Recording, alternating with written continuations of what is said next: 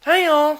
Well, me and Dolly are here today to go over the Decware SE84UFO. This is their latest version.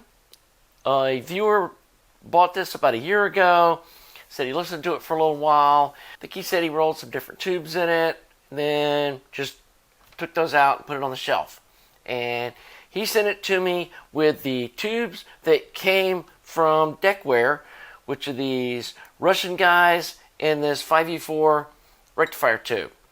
And we're going to be testing it with the audio analyzer suite, and then we're going to be doing kind of a little shootout with my 6BM8 little 2-tube spud amp, because I feel like it's kind of in the same ballpark of output, and just see what this thing does.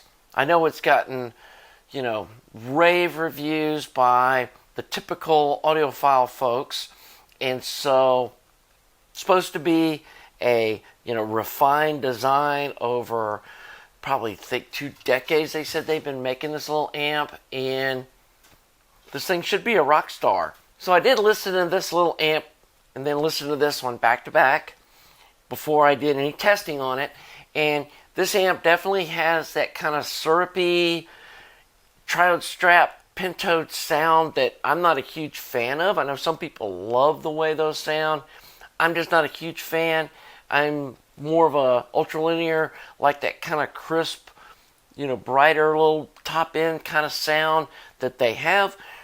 This seemed a little muted on the top end. I guess it depends on the speakers you're using.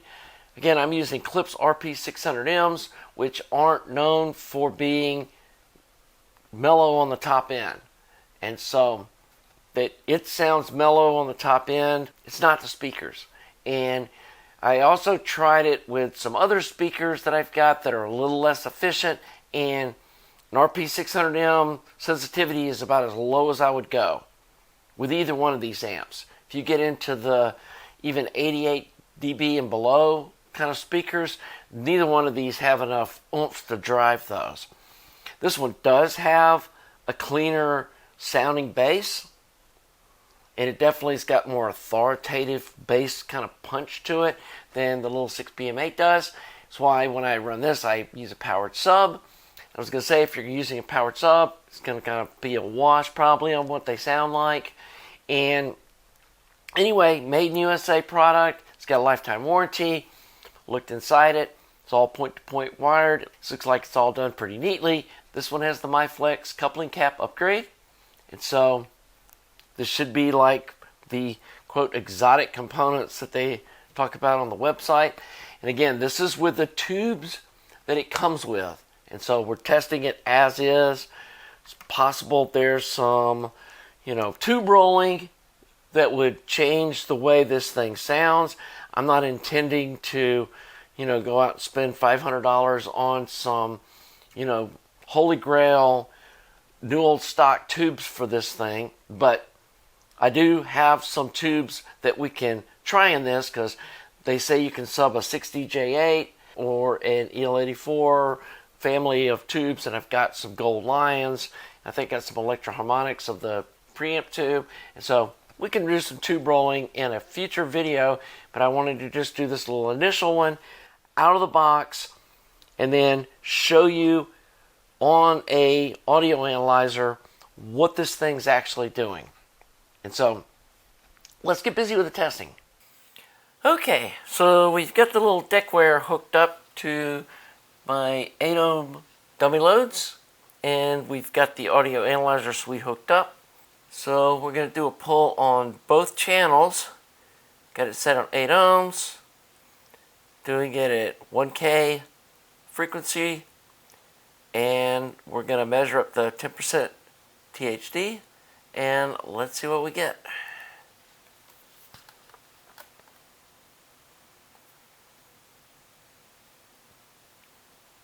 And this is not looking great.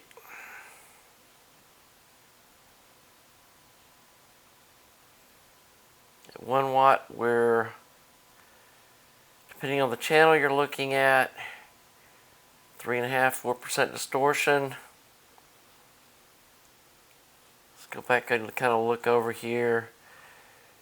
3.5% at 1 watt.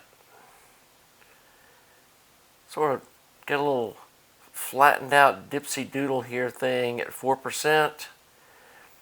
And then 2 watts, it starts going up again.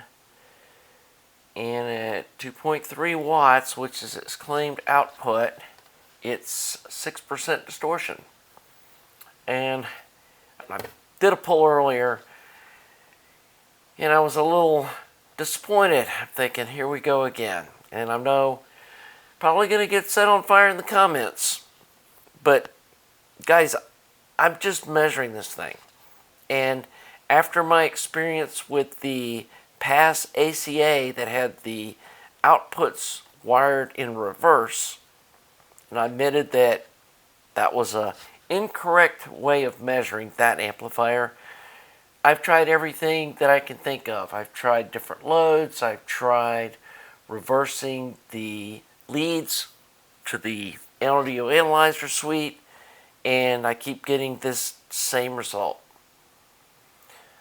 So the other thing that we could try is there's some impedance switches, or I'm assuming what those are, coming off of the transformers, and we can try with the switches flipped the other way,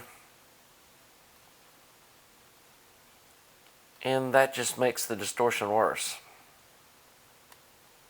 And there's our 2.3 watts at 10% distortion, and we've got over 5% distortion, or right at 1 watt. So let's flip these switches back. There's another switch on the front that changes the bias on the input tube, and that doesn't seem to have a whole lot of effect other than increasing the input sensitivity, which you can see in the lower trace down here. This is tracking how many volts RMS in it takes, and you can see it just increases the input sensitivity. But at 1 watt, we got the same distortion levels coming out. I am not excited about publishing this video. Like I said, I know this is probably going to upset some folks. I know there's a ton of good reviews out there for this little amp. They've been making this thing for 20 years, and yeah, I'm speechless. So I did a frequency response poll, and as you can see, it's got a fairly good frequency response down here on the bottom end.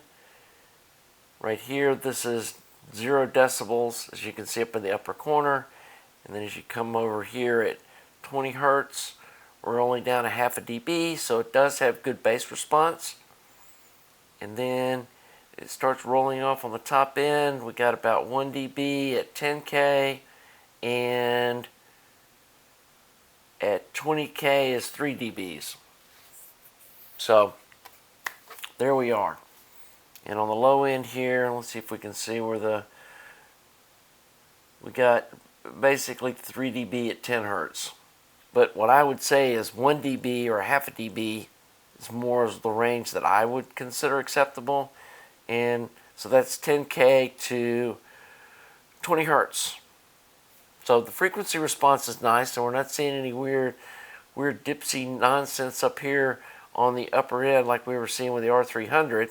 So let's go back here and look at the THD versus frequency. And I had to set the upper limit to 100% distortion to keep it on the chart. We've got 20% distortion at 20 hertz. And it slopes down here to 4% distortion, 3.5. That's what we measured. We're measuring here at 1 watt of power. And you can see it stays right there at 3.5%, just like we saw on the other poll. We measured that one at 1K, and you can see here it's 3.5%, just like the other test showed. And in the lower left corner, you can see the spectrum analysis. And that all looks nice. but once you get below about 80 hertz, it gets a little ugly. But honestly, I've said before, this range down here doesn't concern me a whole lot. Normally you don't hear this distortion below, 80 hertz or so. And so it might kind of boost the low frequency or give it a sound of having boosted low frequency, having extra distortion down here. But it isn't going to be real objectionable. And honestly, listening to this amp, it doesn't sound bad. I mean, it's got a kind of nice, sweet sound to it, which is this distortion we're hearing. And if you're looking for that quote tube sound, 3% distortion might be tolerable. If you got some real efficient speakers where you're using this first watt, I mean, normally I say 2% is kind of where I draw the line on my personal amps, which would be down here at 1/3 of a watt. But 3% distortion, it's not that much more. But yeah, this is what it is. And real quick, I'm going to turn this guy off and hook up my little 6BM8 amp and show you the difference between the two of these. And honestly, I'm wanting to do this more to verify that this is testing right, because I'm just kind of shocked that an amp that's been out this long and has gotten so many just insanely good reviews has this much distortion. Now, when you look at their website, they do say it's a 2.3 watt amp. They don't say at what distortion. And so there's no like false advertising here or anything like that. Honestly, it's a 2.3 watt amp. Before the distortion just gets really out of hand. I haven't put it on a scope yet to see what the clipping is. I did look at the square wave at 1K and at 10K, and they both look reasonable for what the amp is. And the 10K one matches the frequency roll-off that I'm seeing. So all that looked good. There was no big ringing. I'm letting my little 6BM8 warm up a little bit before we make a pull on it. And then let's just see how that compares to this Decware amp. I don't think there's anything wrong with the testing here. At 1 watt, we've got 1.5% distortion or 1.6%. And at 2 watts, we've got 4%, which is what I expect out of this little amp. And like I've said before, this is really, if you need 1 watt or so, 1.5 watts, maybe 2 at the most out of this little amp, then that's what you're going to get. And I think it compares right there with what this Decware amp does. So, yeah, the testing looks good to me on both of them. And so here's the frequency response on the little 6BM8. And as you can see, it definitely has more low frequency roll-off than the Decware does. And this amp does have the little small 10 watt ED cores, which probably are not as high quality output transformer as the Decware has. And you can see here, this is basically 0 decibels right along in here. And when you get down to 20 hertz, we've got about 1 3/4 decibel, and we got a 3 decibel roll off at 14 hertz. But then on the top end here, there's almost no roll off on the top end.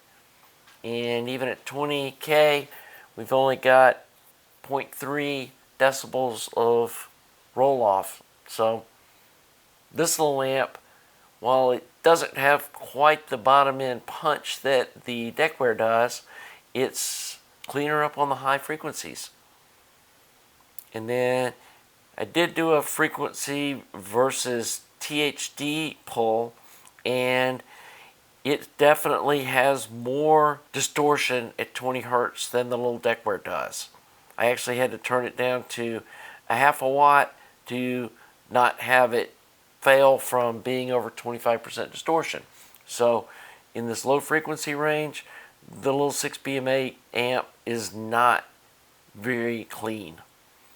And you can see here, even at half the volume, we've got more at 20 hertz, and it really doesn't clean up until it gets to about 500 hertz. But then from there up to the end of the frequency test, it's fine. So the little Decware does have nicer output transformers than these little 10 watt Ed cores are. So I will definitely give it a bonus there.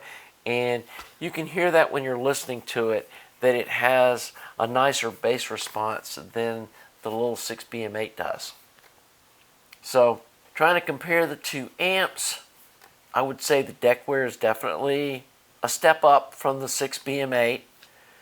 While it does have a little more distortion in this THD versus power test, it's not hugely different. And the output transformers are definitely higher quality. But I wouldn't call either one of these like rockstar tube amps. But they do sound pretty good, especially at lower volume levels or with very sensitive speakers, and they do have a nice tube sound to them. Okay, and I did want to do one final test, and they do say in the instructions that you can bridge this to make it a mono amp. And they say on the website that it makes 6 watts, which sounds a little strange to me, how if you got 2.3 watts per channel, when you combine them together you got 6 watts. But sometimes the sum is more than the addition of the parts, or whatever that saying goes. So let's give this a shot here and see what we end up with. And it looks like the distortion's tracking just like it did running it as a stereo. Actually, it looks a little worse. And 1 watt, we've got 3.5% distortion. At 2 watts, we got 5% distortion. 3 watts, we got 6.5%. 4 watts, we've gone past 7%, over 7.5%. And 10% distortion, it's not quite at 5 watts. So I guess possibly if you went ahead and let it run on up to 15 or 20% distortion, you could see 6 watts, but I'm pretty sure that's pretty heavy into clipping. So it's probably more like 4.5 watt or 4.6 watt mono amp, which would make sense when you combine two 2.3 watt channels. And again, that's at 8% distortion. So I would take the bridged mono rating with a grain of salt. So this looks like a good place to wrap up this video. Well guys, I had really high hopes for this little amp, but I'm just not blown away by it. Like I said, I'm not a super syrupy triode strap pentode kind of a person, and I feel like that's what you're getting with this. You can see the distortion is more than I would find acceptable for a like reference grade amplifier, which they're not claiming this is. And they have no mention of the harmonic distortion levels on their website. They did talk about the power, but to me, 2.3 watts, if it's at 6% distortion, that's not really 2.3 watts. I don't know what to say. I've got this little amp here, which it's got $400 worth of parts in it.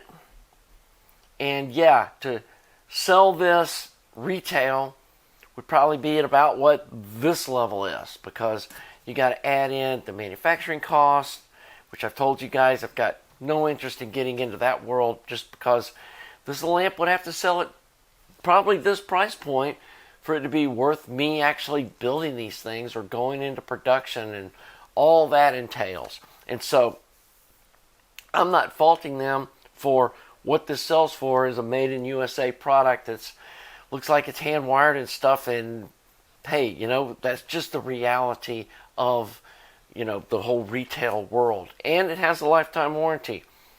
And so you got to pad in some money to cover, you know, returns 2 or 3 years from now and all that kind of stuff. So I'm not saying this is overpriced for what it is, but I'm just not that impressed, not only with the way that the measurements came out, but by the way it sounds.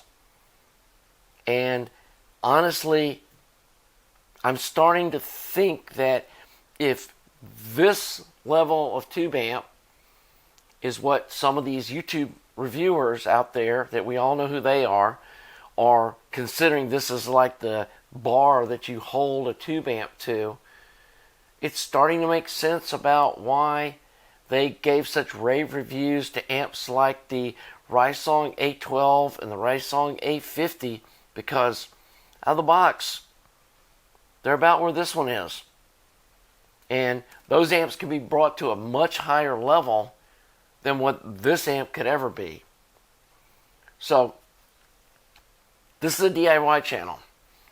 If I was a DIYer that was able to do some of the fairly simple mods that were done especially to the A12, that's what I'd be buying, guys. I can't give this a go buy this amp for $1,200 and expect like tube amp goodness. Again, have a tube rolled. It could be that these tubes just are no good. And it does say on their website that these tubes are the definition of liquidity. And maybe that's code for distortion. I don't know. Like I said, I've got some Gold Lion EL84s I can put in this. I've got an Electro-Harmonix preamp tube I know. I think it is. It might be a Gold Lion. I'll have to go look. But I've got some of the tubes I can roll into this. We can retest it, re-listen to it. I just wanted to kind of get this first kind of step out of the way. It is well built. It's got a huge power transformer, as you can see, compared to my little 6BM8. And I am going to experiment with, you know, breadboarding in a bigger power transformer and see if that's where some of the bass response is coming from. And maybe I was wrong that it's not these output transformers, because the ones in this amp are even smaller and it's got a better bass response. So possibly I've been undersizing these power transformers and not giving them enough headroom in an SE amp, and that's where that's happening. So maybe we can learn something from this. But as it sits on this initial kind of testing and listening, yeah, it's just disappointed. I really hate that I even have to publish this video. I was really hoping this thing was going to have like 2.5% distortion at max power. And, you know, would be clean enough where I could say, you know what? You know, on this channel, we're not all about, you know, super low distortion numbers. And we've actually built preamps to insert some distortion. And I like the way tube harmonic distortion sounds. And so it's not unrealistic, I don't think, saying that this has got too much distortion when we're at 6% and 5%. That's just pushing beyond what I think sounds good. And it's getting into that syrupy kind of sound that, again, some people may like that. Some people may just love the way this thing sounds. Obviously I do. Again, it gets great reviews by all the audiophile channels about all the holographic wide soundstage, you know, all of the wine tasting adjectives that get tossed around in the audiophile world. And I'm just looking at this from more of a scientific basis of like, here's what this thing measures like, here are the numbers, this is what the graphs look like. And so, again, future episode, I want to put it on my analog scope, see where it actually starts clipping, because I'm never going to tell people that an amp sounds good when it's clipping. That's just, no, that's not real. And so, I want to see if it's asymmetrically clipping or if it's clipping like on both sides evenly. And I really don't think I'm going to get into like doing mods on this thing. I mean, it's a built amp that's been fine-tuned for 20 years. Who am I to come in here and say that you need to change this to make it sound better? And this is what this circuit sounds like. I'm not sure I want to build a clone of it. So, here we are. Again, I was really hoping to be able to make a super positive, glowing review and be able to say, see, this isn't like those made in China amps that aren't designed well or that have engineering problems or whatever. But to me, this is just about like what I saw out of the A12 out of the box. And it's half the price. And it's got potential with some fairly simple mods to be a really nice sounding, 6 watt, 5 watt amp, something like that, where these, you'd have to spend well over $2,000 and bridge both of them to have 2 mono blocks to come up with the power level that an A12 that's been modified can make. And the A12's got way lower distortion.